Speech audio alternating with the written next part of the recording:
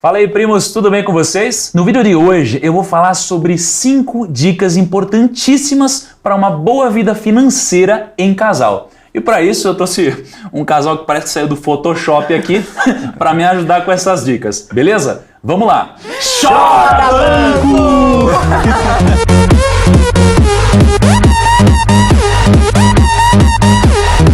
Se você ainda não conhecia o canal ou se você já conhecia e ainda não tinha se inscrito, se inscreve no canal que é muito importante para eu entender se esse tipo de conteúdo agrega para você. E não deixa também de seguir o nosso canal nas redes sociais, principalmente no Instagram.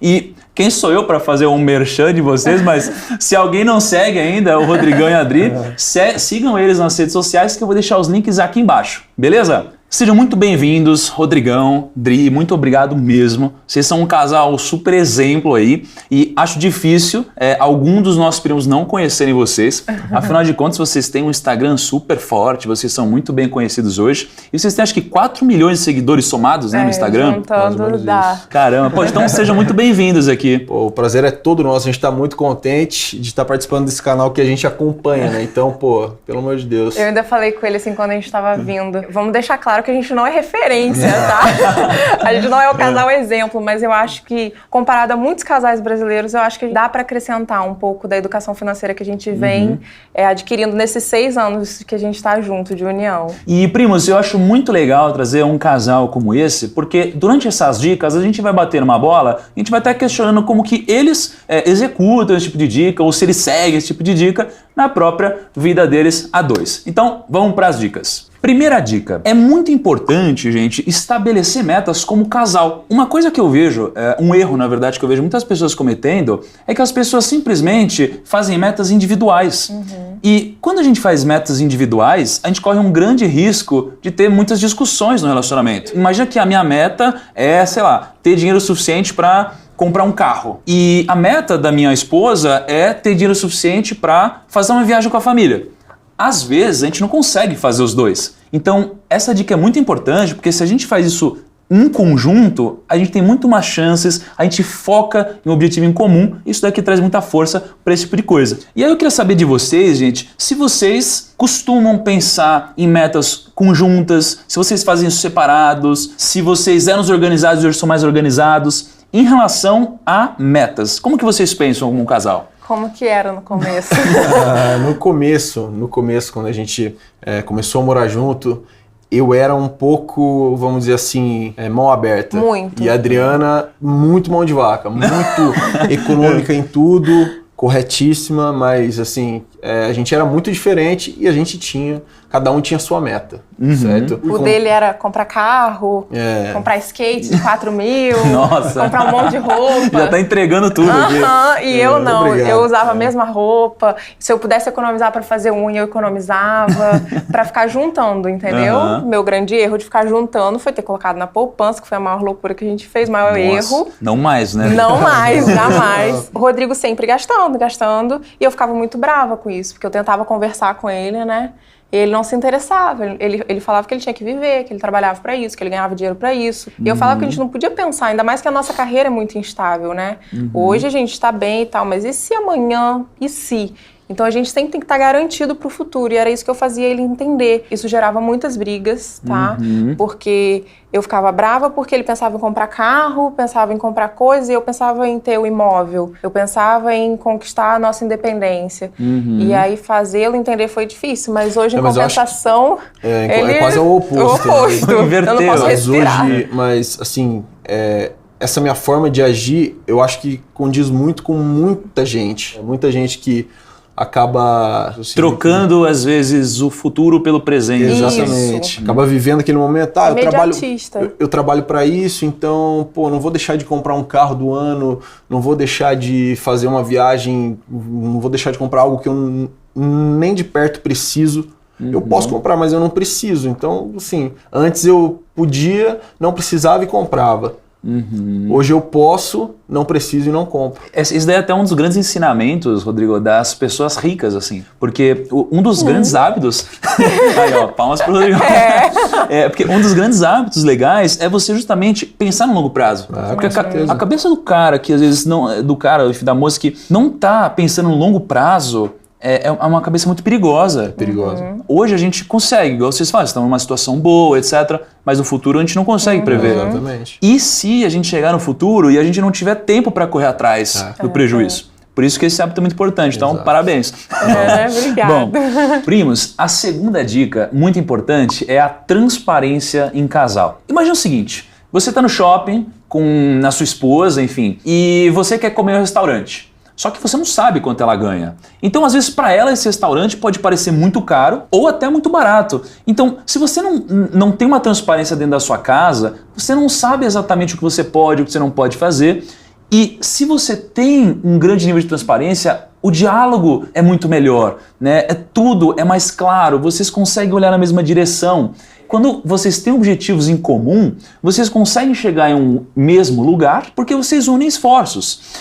Então, eu queria até perguntar para vocês, gente, pelo que a gente conversou no começo, vocês não eram transparentes um com o outro, né? Não, eu não sabia quanto o Rodrigo ganhava, nem ele sabia quanto eu ganhava. Caramba. O início era bem complicado, assim, a gente olhando hoje, né? Na época era normal, tudo bem. Pô, a gente tá morando há pouco tempo junto, ela não precisa saber quanto eu ganho, eu não preciso saber nada da vida financeira dela. Vambora, cada um faz o que quer. Só que assim é impossível você ter um crescimento. Não tem. E a partir do momento que a gente resolveu buscar informação, que hoje é tão fácil, hoje é assim, para você buscar informação é rápido, fácil. Então, com pouca informação, a gente já conseguiu traçar os melhores caminhos pra gente, assim. Essa transparência financeira foi fundamental e é fundamental na nossa relação até hoje. Eu acho que é um dos grandes erros também dos casais é isso, não saber quanto o outro ganha e viver, teoricamente, junto, mas uma individualidade. Individualidade, isso. A partir do momento que a gente entendeu que não existe eu, somos nós, é aquilo, a união faz a força, é o resumo de tudo. Então, a gente juntou, não existe o dinheiro dele, não existe o meu dinheiro, é nosso. E o nosso objetivo foi junto, foi traçado junto. A gente parou de criar passivos e começamos Criativos. a criar mais uma regra. Tô assistindo os vídeos do Primo Rico. Muito. Então, a gente começou a diminuir os nossos gastos. Agora, há pouco tempo, eu tava falando pra ele, eu falei assim, nossa, a gente tá com televisão em casa, a gente só assiste internet, YouTube, pra que ficar pagando uma TV? Se a gente não assiste? Corta, né? A gente fez uma estimativa de gastos curtos, gastos pequenos na nossa casa. No fim do ano, se a gente conseguisse tirar esses gastos que não vão fazer diferença pra gente, não fazem. Vou te dar um exemplo, jardineiro ao invés de uma vez na semana. Cortar a televisão, que a gente só assiste hoje em dia, todo mundo tem um telefone, um iPad, um negócio. A gente não consegue nem tempo de ver TV também, né? Cortando coisas assim, coisas básicas. Supérfluas, isso. Assim. A gente no final do ano teria uma economia de quase 15 mil reais. Só com essas coisas. 15 mil, se não falha a memória, dá pra você viajar pra fora algumas vezes, né? Dá pra deixar aplicado, dá pra render uma coisinha. Só que esse também é um outro problema. Rodrigo tinha mania de tomar cafezinho todo dia em tal lugar. Era R$6 o cafezinho. Você olhando assim, nossa, R$6. Comecei a somar pra ele. Faz isso vezes 31 dias na semana, ou vezes 30, faz isso vezes 12 no final, quanto dá. E esse também é um grande erro, as pessoas acharem que um valor pequeno, no final do mês, quando você está pagando, realmente não dá nada, mas quando você vai somar isso durante um ano, você vai ver quanto você perdeu, quanto você poderia ter economizado. Essa coisa de juntar, de ter a transparência entre o casal é primordial para tudo. Esses gastos que a gente não dá muito valor no longo prazo, uma vez eu calculei, é só para dar um exemplo para vocês. Eu gosto de tomar cerveja, tá? Assim, é um dos meus momentos e tal. Eu fiz uma pesquisa uma vez com alguns colegas de trabalho, etc. Se a gente parasse de tomar cerveja durante toda a nossa vida, na média, a gente teria quase R$1 milhão lá no futuro. E muita gente gostaria de ter esse valor para se aposentar. Então, olha que louco. Isso só a cerveja. Óbvio que não é para ninguém parar de tomar cerveja se gostar. Mas esses pequenos gastos são muito importantes no futuro, né? E a gente abriu mão de muitas vezes desses momentos de ir a restaurante, de fazer coisas que a gente gostava. Não é viver sofrendo, é só abrir mão por um determinado período para conseguir uma coisa lá na frente. E a gente trabalha muito com isso, vive traçando essas metas. Todo ano a gente renova, né? Quando a gente tem uma meta, às vezes, poxa, vamos em tal restaurante hoje, vamos segurar, vamos daqui 2 semanas, vamos... A gente poderia. A gente não se priva mas não precisa. De fazer esse tipo de coisa, mas tem que haver esse equilíbrio, senão tudo vai por água abaixo. Tem até uma frase que eu acho que é muito legal, e que muita gente entende errado. O segredo não é poupar, o segredo é saber gastar. Isso. né? Porque a gente não tem que se privar de fazer as coisas, a gente só tem que saber direcionar para o local correto. Perfeito, né? perfeito. A gente não vai abrir mão de ir no restaurante sempre, mas poxa, a gente vai ter o discernimento de ir nesse ao invés daquele, ou não ir tantas vezes nesse, enfim. Isso. A gente vai adaptando os nossos Exatamente, gastos, né? exato. E já que a gente está falando de gastos, né? A gente falou muito sobre pensar conjuntamente, a gente falou sobre transparência. A terceira dica, primos, é justamente o seguinte: controlar os gastos de forma conjunta também. Então, eu já vi muita gente, mesmo vivendo em casal, controlando seus gastos de forma separada, né? Então, sei lá, vamos supor que essas pessoas trabalhem em lugares separados. Então, às vezes a esposa vai pensar, poxa, o meu gasto com comida é esse, o meu gasto com minha unha é esse. E o cara vai pensar de uma forma diferente, vai pensar em outras coisas. E se eles olham para tudo isso de forma separada, eles não estão pensando como casal. Então, os gastos em si têm que ser controlados também conjuntamente. Às vezes com uma mesma planilha que ambos alimentam, né? É legal também ter uma discussão em casal, às vezes todo final do mês ou todo começo do mês, porque isso daqui alinha como se a gente tivesse os mesmos objetivos mesmo. E esse é o grande ponto. E aí eu queria saber de vocês se vocês fazem isso, ou se vocês acham que faz sentido, enfim. Fala um pouquinho pra mim. Eu acho que tem muito casal, isso é um erro muito grande. Não conversa sobre finanças. A gente, no começo, às vezes a Adriana puxava algum assunto do sentido, tá gastando muito com isso, com aquilo, e a gente acabava discutindo, tendo alguma conversa um pouco mais acalorada e tal. Que eu não queria falar sobre isso com ela, entendeu? Eu não queria abrir a minha intimidade financeira para ela. Entendeu? E eu acredito que muitos casais passam por isso. Isso é um erro muito grande. Tem que conversar sobre dinheiro, sabe? Não é ser capitalista, só pensar em dinheiro, mas infelizmente o dinheiro é o que move a gente precisa cuidar dele pra gente ter uma vida tranquila. E essa parte de eu tentar conversar com o Rodrigo, ele não me ouvir e eu tentar mostrar pra ele que ele estava errado, me fazia ficar muito chateada, eu ficava muito brava. Vocês brigavam bastante por dinheiro? No começo sim, porque eu ele gastava não vou dizer muito. brigar, mas assim, tinha algumas discussões assim, sabe?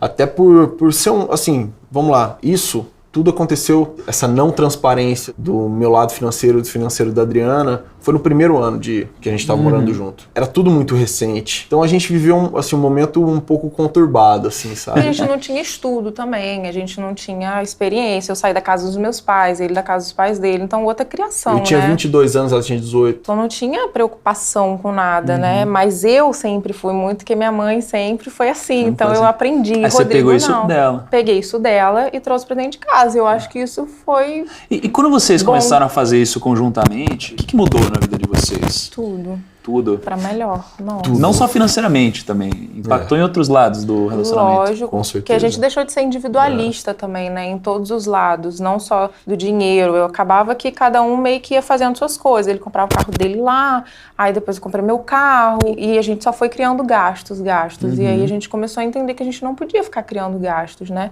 A gente precisava começar a criar essa independência pro futuro, pensando sempre no futuro. E aí foi bom pra tudo, porque tudo melhora. Né? Puta, show de bola. Gente, se vocês estão achando esse casal bonito, imagina eu que tô do lado deles aqui. Parece que passou Photoshop aí no vídeo, mas não, é verdade mesmo. Parece. Gente, quarta dica. Não necessariamente um casal precisa comprar um apartamento. Às vezes o casal pode alugar um apartamento, pode fazer uma série de coisas que não necessariamente envolvam comprar isso tudo, porque financeiramente falando, às vezes é mais barato você morar de aluguel, tá? Do que você financiar, por exemplo, um apartamento. Em muitos cenários, como o de hoje, na maioria das vezes, vale muito mais a pena você alugar, porque com o seu dinheiro aplicado, você ganharia mais dinheiro do que se você colocasse tudo isso no imóvel e imobilizasse o patrimônio, tá? Óbvio que isso daqui não é uma verdade absoluta, mas pelo menos hoje, na maioria dos casos, vale muito mais a pena você alugar. E não só você acaba ganhando um pouquinho mais de dinheiro, como você também tem o dinheiro disponível para caso de algum problema, né? Porque tem gente que não pensa no imprevisto, não se prepara para aquilo que você não está esperando. E aí, de repente, você colocou tudo que vocês constituíram como casal em um apartamento e acontece um probleminha besta e vocês precisam se endividar, né? E aí vocês vão pagar juros pro banco. A gente passou por algo parecido, assim. Em 2012, a gente tinha esse sonho alimentado por gerações antigas, do sonho da casa própria e tudo mais. Que dependendo do negócio, é um bom negócio. Mas hoje a gente analisa de outra maneira, porque a gente foi atrás de informação, a gente estudou um pouco sobre isso para saber que se eu tivesse hoje o dinheiro do apartamento, eu não compraria o apartamento, faria outros investimentos. Então assim, hoje, na época, em 2012, a gente pagou 50% do apartamento à vista e financiou 50% para 30 anos. Caraca. Então, assim, a gente tá falando uma coisa muito surreal. Nossos pais diziam que a gente tinha que ter nosso imóvel né? próprio. E realmente o imóvel tava num preço abaixo, a pessoa tava querendo vender, enfim, era um bom negócio. Hoje, analisando, a gente vê que, por exemplo, a valorização dele nesse período foi maior que os juros que a gente pagou. Então, vamos dizer que... Mas a gente não sabia disso na época, não, né? analisando Foi uma sorte hoje. Deu nossa. certo, mas foi ao acaso. Foi Isso. certo sendo Poderia ter dado errado. Uhum. Por que nossos pais dão pra gente tantos conselhos que a gente muitas vezes não deveria seguir financeiramente? Tem 3 verdades que os nossos pais, avós, enfim, sempre passam de gerações em gerações, que são: invista na poupança, compre o seu imóvel porque é mais seguro e tenha o seu próprio carro. Essas 3 verdades sempre são passadas. Mas por que isso acontece? Porque imagina que eles viveram uma época em que a economia era meio desconexa, assim, não dava para você se planejar, porque a economia mudava todo dia, né? Os imóveis subiram muito também nessa época, porque meio que o Brasil estava meio que se formando, de certa forma. A poupança rendia muito. Então, como isso funcionou para eles, eles tentam passar isso de gerações em gerações. Mas tudo mudou. Tudo mudou. Né? Então, Eu por isso que a educação financeira é tão importante hoje. Por isso que a gente foi tanto na pressão, né? A gente tinha o dinheiro à vista, a gente deu para ex-proprietário, a gente comprou metade, a outra metade a gente financiou, sem nem pensar quanto seria de juros. E aí eu cheguei um dia, fui no banco, eu falei com ela assim, eu tô querendo quitar, quanto que precisa? Aí ela chegou, passou o valor, era o mesmo valor que a gente pegou de empréstimo. Eu falei, não é possível, eu não tinha noção desses juros. E aí eu fui fazer o cálculo, eu falei, Rodrigo, acabou. A gente vai parar de restaurante, a gente vai parar de sair, a gente não vai viajar, a gente não vai fazer nada. Nosso foco vai ser pagar esse apartamento. Quitar. E esse apartamento, na verdade, ele é o pilar principal da nossa vida financeira juntos. Porque foi a partir dali que a nossa meta é pagar nosso apartamento. A gente precisa abrir mão de muita coisa. Tínhamos 2 carros, sem necessidade alguma. Pagando 2 IPVAs, 2 seguros. Sem fundamento. Vendemos um, ficamos só com um carro. Logo em seguida trocamos o carro até por um carro mais econômico, mas que se enquadrava mais no nosso momento de contenção de gastos. E assim a gente foi alinhando. Foi de pouquinho, de pouquinho em pouquinho, e a gente conseguiu quitar o apartamento em 3 anos, em menos de 3 anos. Um apartamento que era 30, para 30 anos. E assim, óbvio, lá se foram alguns juros aí, mas foi um aprendizado muito grande pra gente, assim. Hoje o apartamento está alugado, é uma renda fixa pra gente, né? Uma garantia, Deus o livre, deu tudo errado, a gente tem aquele dinheiro lá todo mês. Só que o valor que a gente pagou pra gente receber isso no final do ano, em quantos anos a gente vai ter que ter esse aluguel para poder receber o valor que a gente pagou? Tudo bem que hoje ele valorizado, ele vale lá, sei lá, um bom valor ele vale. Só que valer, todo mundo fala que vale, você paga. A questão é essa, né? Então essa é uma preocupação nossa e talvez por isso a gente meio que se arrependa um pouco de na época não ter estudado tanto, de ter pego o dinheiro e ter aplicado. Porque foi o que você disse, a gente ter o dinheiro ali para pegar a hora que quiser, né? E não ter preso no imóvel, que ter imóvel não é garantia de ter dinheiro, porque se você quiser vender, você vai ter que vender muito abaixo do mercado de urgência, né? Então eu acho que esse foi um erro, mas que eu falei com ele no carro assim, amor, mas pensa também, né, nosso filho, pelo menos ele já tem um apartamento. A gente continua um pouquinho com o pensamento antigo. É difícil mudar isso, é difícil. Mas vai acontecer. Tem até um exemplo, eu estava vendo recentemente apartamento, né, para alugar, claro, né. Tem um apartamento na Paulista, né, ali próximo da Paulista, que se alguém fosse comprar, pagaria mais ou menos 600 mil reais. Para alugar esse apartamento, estava mais ou menos 1.500 reais. Aí você pensa, se eu pego 600 mil reais e coloco em uma aplicação, quanto que isso daqui vai render? Sei lá, 5, 6, 7 mil reais, né? E no caso aqui do imóvel, renderia 1.500 reais para o proprietário.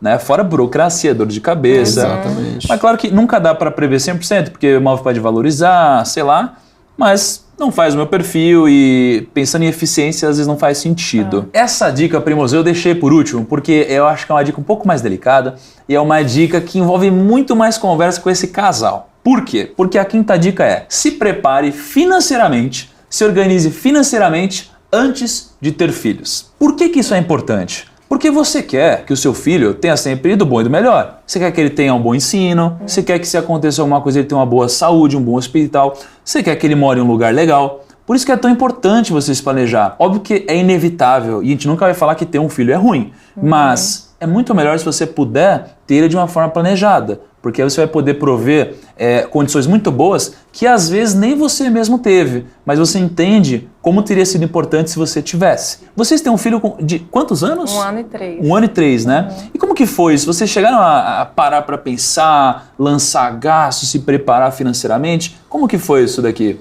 A gente vinha se preparando, assim, preparando a nossa vida para ter filho. Financeiramente, nem tanto. Planejando gastos, planejando um futuro para ele. Mas o Rodrigo, que é o nosso filho, ele veio numa hora muito próspera pra gente, assim. Tudo tava andando muito. Então, é difícil até a gente colocar alguma coisa, é muito paralelo, entendeu? O que pode ser a realidade de muita gente. Porque ele veio num momento onde a gente estava crescendo muito. Então, a gente não sentiu também esse, entre aspas, esse baque, assim, que às vezes um filho pode causar num momento inesperado, um momento onde você tá sem uma reserva financeira, sem nada, e acontece, entendeu? Vamos dizer assim. Mas, pra ser sincera, eu acho que muita gente fala assim, que filho só dá gasto. Se hoje a gente fosse anotar, ele com 1 ano e 3 meses, a gente não tem babá, ele não vai pra escolinha porque a gente trabalha em casa. Então, por aí você já tira um gasto pra quem trabalha de 8 da manhã às 6 da tarde. Mas, tirando escolinha, o que for, ele mamou peito até os 6 meses. Então, teoricamente, a única coisa que ele precisava era de fralda e lenço umedecido, que nem precisa. Você lava com algodão e água se quer economizar, e é até melhor pra ele, né? Outra coisa, agora ele come as mesmas coisas que a gente come. Então, assim, eu acho que tem uma falsa ideia um pouco de que filho dá muito gasto. Acredito que quando ele começar na escolinha daí 3 anos, que é com 3 anos que entra, o normal, realmente possa dar uma aumentada no orçamento de R$1.000, uma escola boa, ou R$500, não tem noção. Mas muita gente fica falando isso, que eu preciso conquistar minha independência. Só que a verdade é que a gente nunca vai achar que a gente conquistou, a gente sempre vai querer mais, a gente sempre vai querer ter mais. Mas uma preocupação que a gente teve antes de ter filho, que foi muito importante, é ter a nossa reserva de emergência. A gente tem um dinheiro disponível pra gente pra 1 ano se tudo der errado na nossa vida. Eu prefiro sempre pensar no pior quadro da nossa vida. Então a gente tem esse dinheiro. E isso, para ter filho, a gente colocou como prioridade, ter essa reserva, porque a gente tem uma criança que depende da gente, Deus o livre, acontece alguma coisa, a gente precisa desse dinheiro. Então foi isso. Agora, em relação a gasto, realmente a gente não sentiu. E uma coisa incrível, que se vocês conversaram com a maioria dos pais sobre o lado financeiro, todo mundo fala que depois que o filho nasce é incrível, Deus cuida mesmo, que só melhora. Só melhora. Pra gente só melhorou desde que ele nasceu. Caramba. Pra gente finalizar aqui, eu queria saber o seguinte, o que vocês dariam de recomendação para um casal que às vezes não entende que é muito importante pensar no lado financeiro também, ou um casal que quer cuidar um pouquinho melhor das finanças, mas que meio que não sabe por onde começar? O que vocês dariam de recomendação para um casal mais iniciante? Ou às vezes até um casal que está há bastante tempo, mas que ainda não tem essa maturidade financeira? Quer falar? Pode falar. Ela brigou comigo antes, falou, você não vai falar tudo, deixa eu falar um pouco. Porque senão ele fala tudo. Quem que tá estudando mais aí de vocês dois? Agora o Rodrigo. Inverteu.